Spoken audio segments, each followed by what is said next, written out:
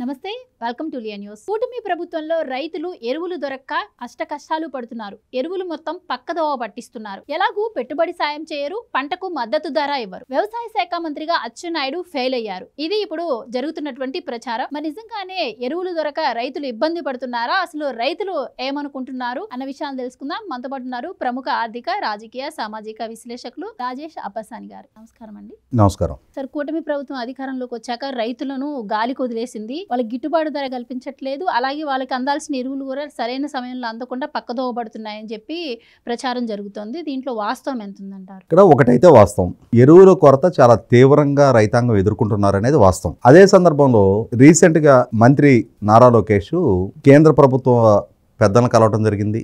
JP Nadda గారిని కలిసి అదనపు యూరియా కోటా కోసం అభ్యర్థించడం జరిగింది. ఇంకొక 29,000 టన్నులు అదనంగా రాష్ట్రానికి కేటాయింపు చేయడం జరిగింది. ఇది ఒక ఆంధ్రప్రదేశ్గా పరిమితం కాల, ఇవాళ తెలంగాణలో కూడా ఇదే సంక్షోభం ఎదురవుతూ ఉంది.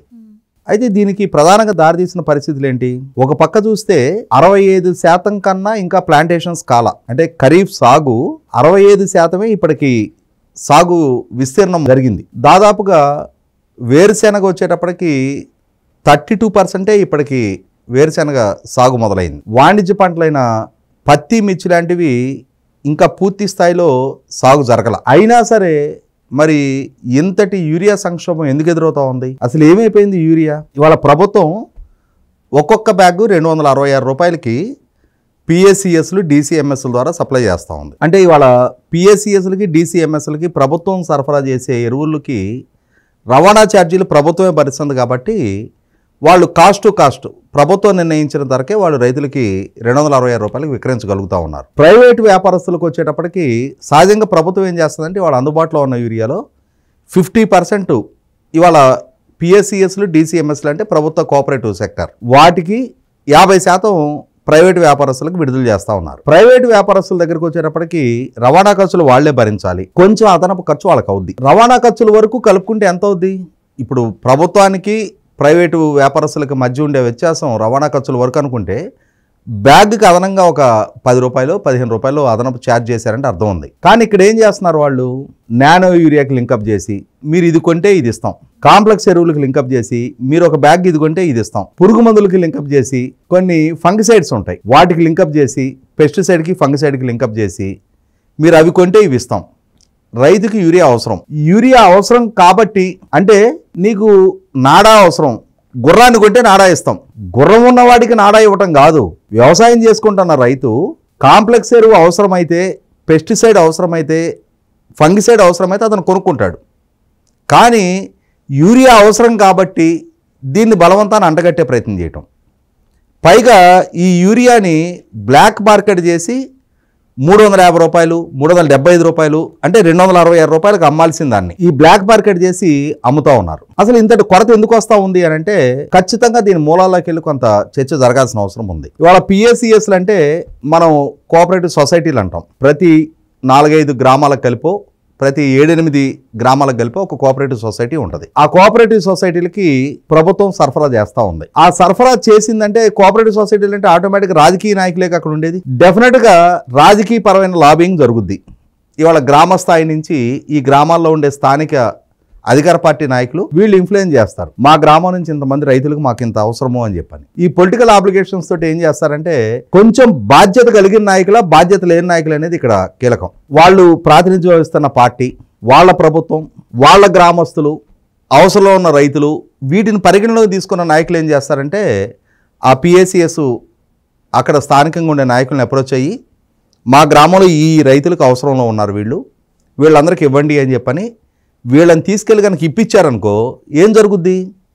ఈ లబ్ధి పొందిన రైతులకి మన గ్రామంలో ఉన్న ఈ నాయకుడు మన అవసరంలో మనకు అండగా నిలబడ్డాడు, తనకున్న పరపతితో మనకు యూరియా ఇప్పించాడు అని చెప్పని ఒక గ్రాటిట్యూడ్ బిల్డప్ అవుద్ది. రేపు రోజున మళ్ళీ ఇంటికి ఓటుకొచ్చేది ఈ నాయకుడే కదా.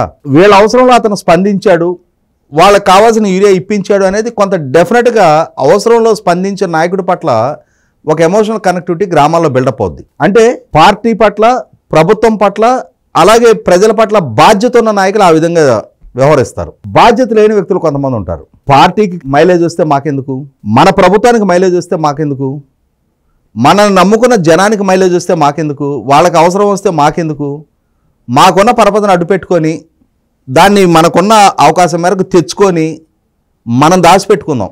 రేపు ఎప్పుడో రాబోయే రబీ అవసరాలకు కూడా లేదు, మన బంధుమిత్రులు మన సన్నిహితులు వీళ్ళ అవసరాల కోసం అని చెప్పని రాజకీయంగా పరపతి ఉంది, మన దగ్గర ఆర్థిక స్తోమత ఉంది, మన మాట కాదనకుండా వాళ్ళు మనకి కోటా ఇచ్చేస్తున్నారు కాబట్టి మన గ్రామానికి ఇన్ని టన్నులు అని చెప్పని మనకి ఇస్తా ఉన్నారు కాబట్టి దాన్ని తీసుకొచ్చుకొని మనం దాచిపెట్టుకుందాం అనుకున్న స్వార్థపూరిత నాయకులు కొంతమంది ఉంటున్నారు. వీళ్ళు ఏం చేస్తున్నారు, రేపు ఎప్పుడో ఇవాళ ఖరీఫ్ ఇప్పుడే బిగిన్ అవుతా ఉంది, ఖరీఫ్ పూర్తి స్థాయి సాగు పూర్తి అవ్వాలి, రేపు రబీ రావాలి, రబీ అవసరాలకు కూడా సరిపని తెచ్చి వీళ్ళకి గోడౌన్లు ఉంటున్నాయి, వీళ్ళ దగ్గర ఆర్థిక స్తోమత ఉంటుంది, తీసుకొచ్చి వీళ్ళు దాచిపెట్టేసుకుంటున్నారు. దాని పర్యవసానం ఒక పెద్ద రైతు ఒక 50 బ్యాగులు దాచిపెట్టాడు అనుకో, దాని పర్యవసానం 50 ఎకరాలు సాగు చేసే ఒక్కొక్క ఎకరం సాగు చేసే 50 మంది చిన్న సన్నకారు రైతులకు దొరకకుండా పోతుంది. వీడేమి ఇవాళ ఒక్క రోజులో దాన్ని వాడడం, రేపు ఎప్పుడో భవిష్యత్తు అవసరాల కోసం దాచిపెట్టుకుంటా ఉన్నాడు.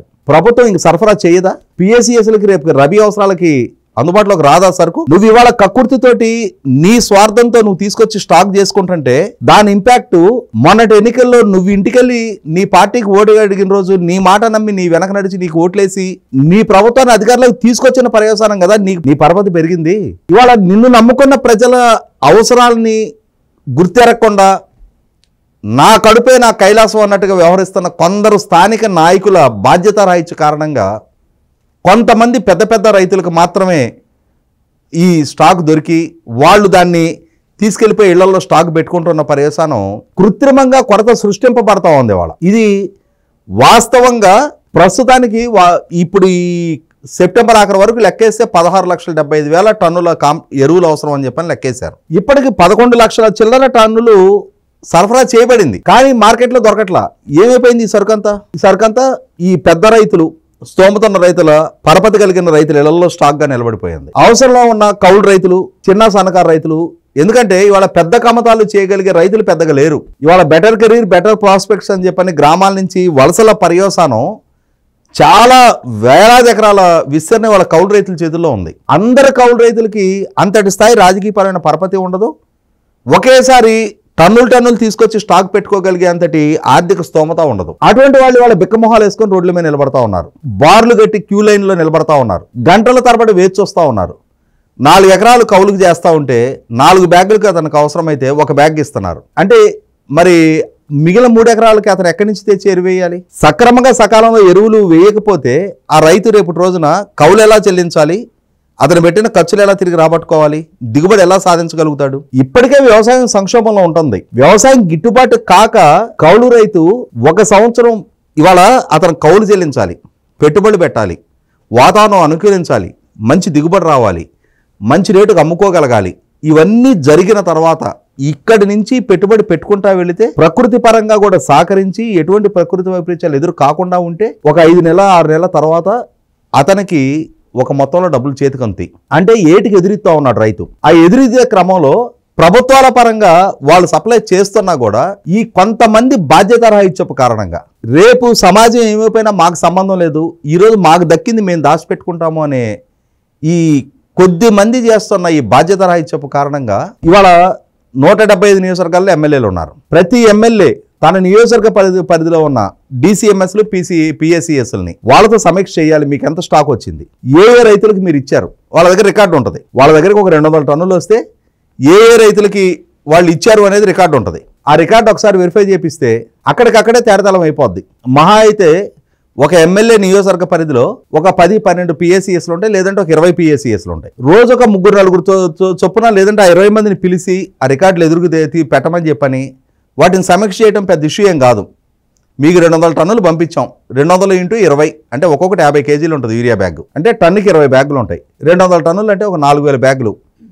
నీకున్న 5-6 గ్రామాల్లో ఈ 4,000 బ్యాగులు ఏ ఊరికి ఎన్ని పంపించావు, ఆ ఊర్లో ఏ రైతుకి ఎన్ని ఇచ్చావు, వీటిని గనక వెలికి తీస్తే ఈ పెద్ద మొత్తాల్లో తెచ్చి దాచిపెట్టుకున్న వాళ్ళ వివరాలు బయటకు వచ్చేస్తాయి. అదేం పెద్ద రాకెట్ సైన్స్ ఏం కాదు. అటువంటి వాళ్ళు దాచిపెట్టుకున్న స్టాక్ మొత్తాన్ని బయటికి తీసుకొచ్చి అవసరంలో ఉన్న రైతులకు పంపిణీ చేసి, అరే బాబు నీ వ్యవసాయానికి నువ్వు ఒక 50 ఎకరాలు చేస్తున్నావు, నీకు కావాల్సిన సరఫరా ప్రభుత్వం నీకు సక్రమంగా సకాలంలో చేస్తుంది, రేపు రబీ నాటికి కూడా నీకు అందుద్ది. నువ్వు ఇవాళ గబ్బాత్రంగా మిగిలిన వాళ్ళు ఏమైపోయినా పర్వాలేదు, రేపెప్పుడో 5 నెలల తర్వాత నేను విత్తబోయేదానికి కూడా నాకు ఇప్పటికే తెచ్చి నా ఇంట్లో నా దగ్గర స్తోమత ఉంది కాబట్టి పెట్టుకుంటాను అని చెప్పాలని కృత్రిమంగా కొరత సృష్టిస్తాను అని అంటే దాని పర్యవసానం చిన్న సన్నకారు రైతులు ఇబ్బంది పడతా ఉంటున్నారు. మనకు ఒక సామెత ఉంది, నవిలినాడు కంటే మింగినాడు మేలు అని చెప్పని.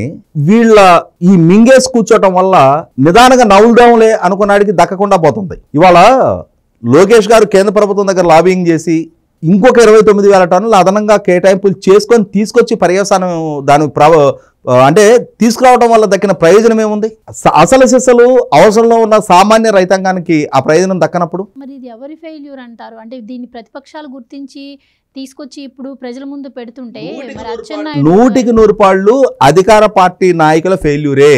ఇవాళ పిఎస్సిఎస్లు అనేది ప్రభుత్వ యాజమాన్యంలోనే ఉన్నాయి, అధికార పార్టీ చేతుల్లోనే ఉన్నాయి. ఇవాళ ప్రైవేటు వ్యాపారస్తులు వాళ్ళు బ్లాక్ మార్కెట్ దాన్ని ఎలా అరికట్టాలి అదొక ఇష్యూ, సపరేట్ ఇష్యూ. కానీ 50% పిఎస్సిఎస్లకు వస్తున్నాయి కదా. పిఎస్సిఎస్ల ద్వారా జరుగుతున్న భాగవతం. ఇవాళ ప్రైవేటు వ్యాపారస్తులు సామాన్య రైతు వెళ్ళి నాకు ఒక యూరియా బ్యాగ్ కావాలి అని అడిగితే కాంప్లెక్స్ ఎరువుకి లింకప్ చేసో, పెస్టిసైడ్కి లింకప్ చేసో, ఫంగిసైడ్కి లింకప్ చేసో అతను ఇది కొంటే ఇది ఇస్తాను అని చెప్పని కనుక అతను వ్యవహారం చేస్తూ ఉన్నప్పుడు ఇవాళ కమర్షియల్ ట్యాక్స్ అధికారులు ఉంటారు, అగ్రికల్చర్ డిపార్ట్మెంట్ ఉంటుంది. వాళ్ళ మీద రైడ్ చేసి అవసరమైతే వాళ్ళ లైసెన్స్లు క్యాన్సిల్ చేయొచ్చు. రైతులను ఆ విధంగా ఎక్స్పెక్ట్ చేసుకుంటున్నందుకు చట్టపరమైన చర్యలకు ఉపక్రమించవచ్చు. వాళ్ళు చేసే తప్పని కట్టడి చేయొచ్చు.